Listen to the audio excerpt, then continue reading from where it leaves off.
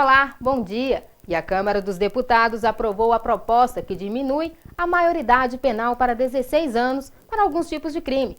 Mas a proposta deve ser levada ao Supremo Tribunal Federal por parlamentares que afirmam que a atitude do presidente da Câmara não foi correta. Enquanto isso, para te ajudar a formar uma opinião sobre o assunto, que é tão importante quanto polêmico, nós produzimos uma série de reportagens especiais. Na primeira, você vai conhecer os argumentos de quem é contra e quem é a favor da mudança da lei. 80% da população brasileira quer a redução. Os menores são vistos hoje com muito temor, como pequenas feras, né?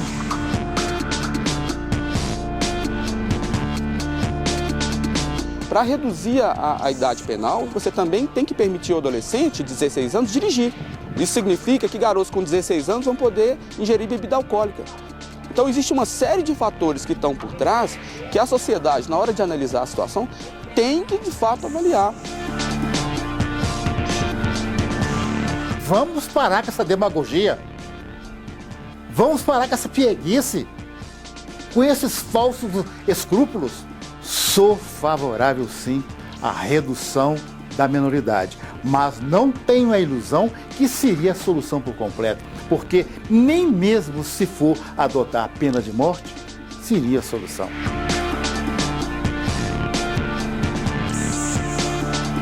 70% desses adolescentes que praticam atos infracionais não tem um pai dentro de casa, a mãe sai para trabalhar, ficam lá soltos na rua. Quem é que vai cuidar deles?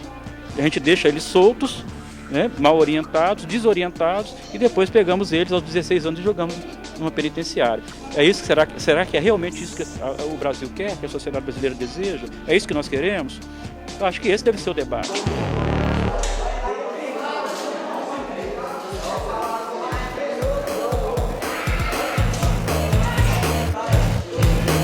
Quando eu vim pra cá, eu tomei uma atitude que me trouxe pra cá, né? Se eu tivesse pensado antes, não estaria aqui, né? Com certeza. Aqui dentro que eu comecei a falar com a minha mãe que eu amava ela, pedir ela perdão, porque as coisas que eu já fiz. E isso me ajudou muito, né? Lá fora tem um ditado que eles falam assim, quando a gente tá na rua, ele fala assim, nossa, sou de menor que não dá nada pra mim. Aí acabou que eu caí aqui. Aí eu fui conhecer que tinha um sistema que tirava a liberdade assim, das pessoas. Eu vou morar sozinho, né? Tomar rumo, ser uma pessoa responsável, né? E seguir a vida. Se a redução da maioridade penal for aprovada pelo Congresso Nacional, não será a primeira vez que o país muda a lei na tentativa de resolver um problema histórico.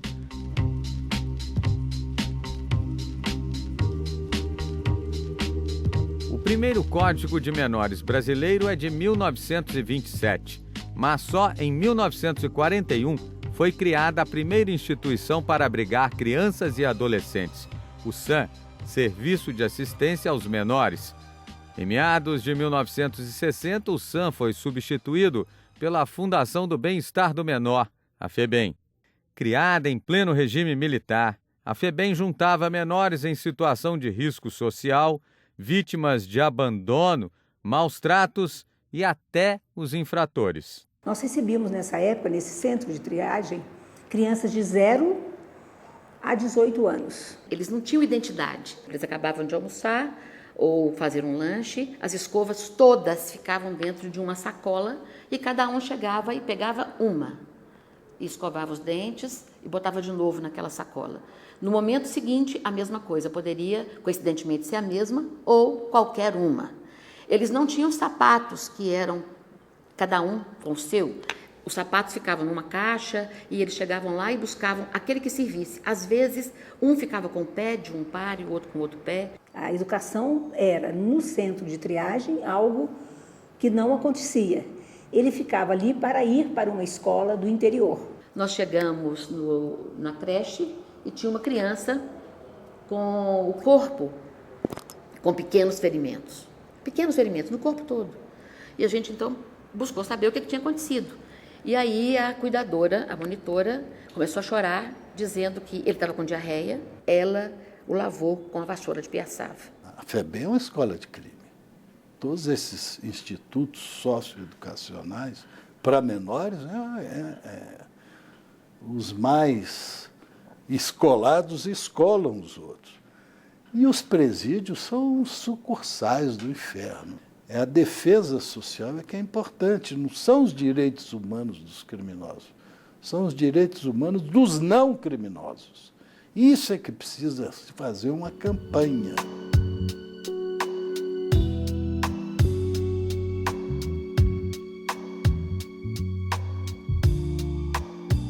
E a ruptura contra esse sistema arcaico só veio em 1990 com o Estatuto da Criança e do Adolescente. A legislação, considerada uma das mais avançadas no mundo, estabelece a criação de centros de internação exclusivos para os menores infratores.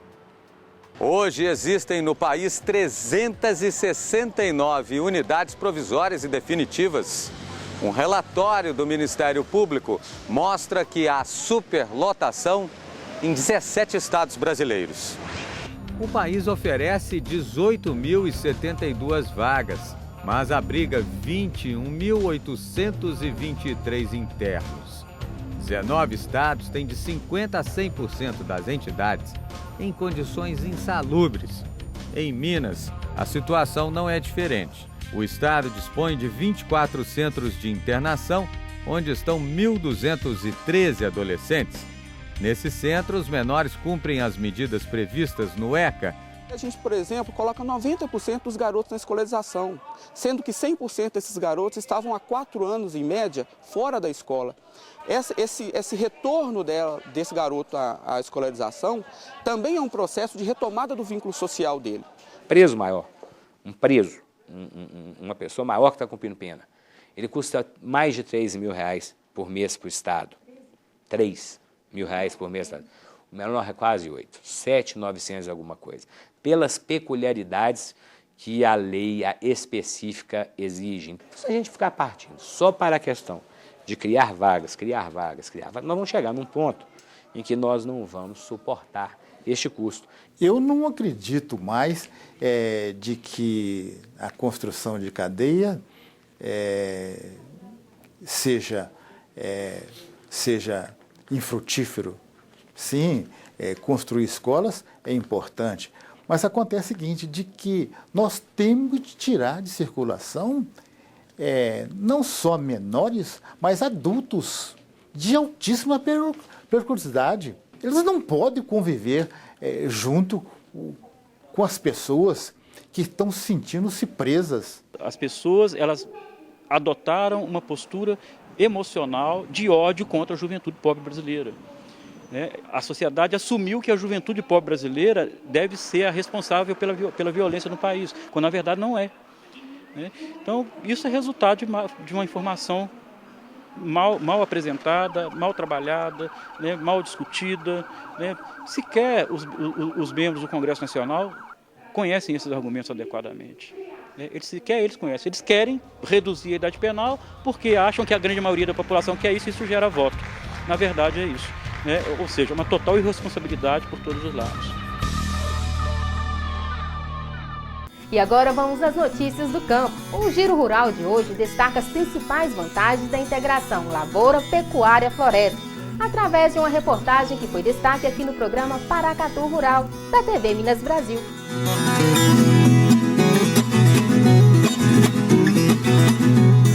A integração lavoura-pecuária-floresta promove a recuperação de áreas de pastagens degradadas, agregando na mesma propriedade sistemas produtivos diferentes, como os de grãos, fibras, carne, leite e agroenergia.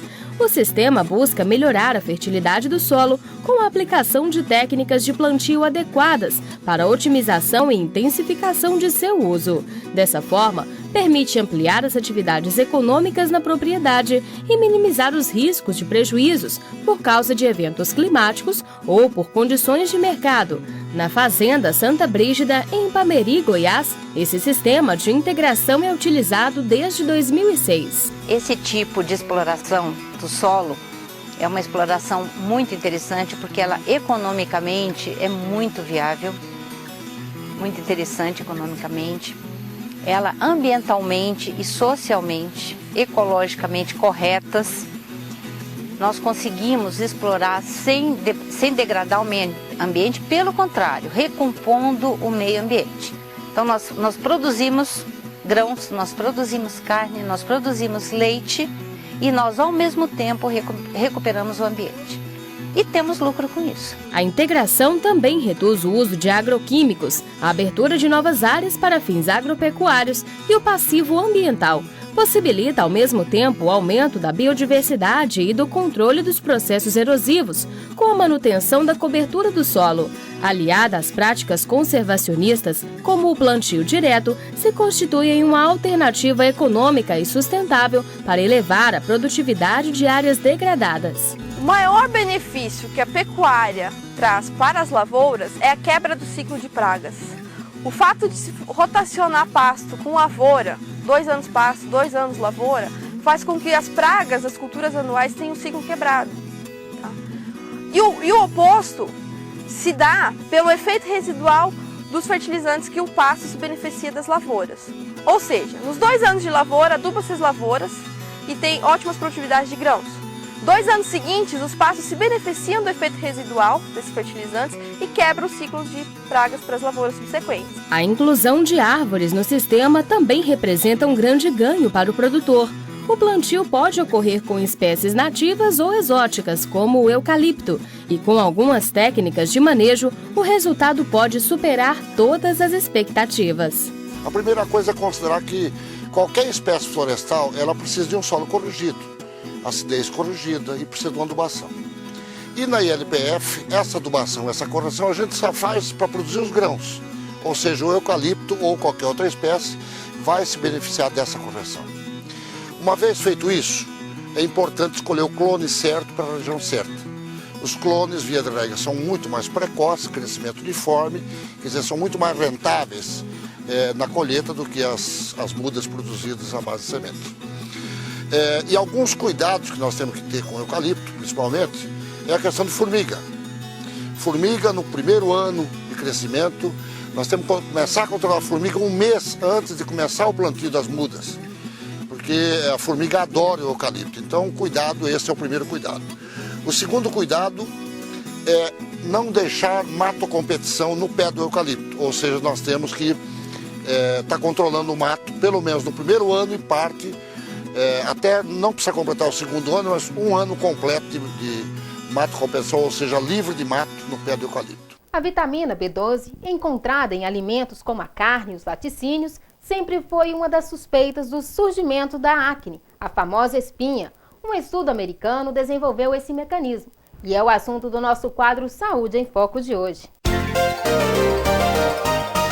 Segundo a pesquisa, a vitamina altera a atividade metabólica das bactérias da pele, levando-as a secretar um composto inflamatório que resulta na acne. Para chegar a essa explicação, os autores coletaram amostras foliculares da pele do nariz, tanto de pessoas com acne na região, quanto de indivíduos que não sofrem com o problema, mas que receberam suplementos do nutriente. O grupo analisou o gene microbiano das amostras por meio de um sequenciamento de RNA e descobriu que a B12 alterou a atividade metabólica das bactérias presentes na pele, que passaram a liberar o composto inflamatório porfirina.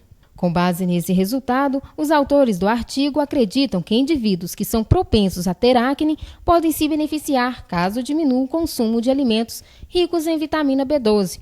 O trabalho também pode levar a novos medicamentos para tratar o incômodo dermatológico. E assim encerramos o Jornal da Manhã desta segunda-feira. Mais informações no Jornal da Cidade com Fernando Carvalho ao meio-dia e às 7h com João Paulo Marques no Minas Brasil Notícias. Lembrando que você pode assistir todos os nossos telejornais pelo site da TV. Anote aí, www.mbnews.tv.br. Obrigada pela sua atenção. Fique agora com o programa Falando de Vida. Que Deus te abençoe. Tenha um bom dia. Tchau, tchau.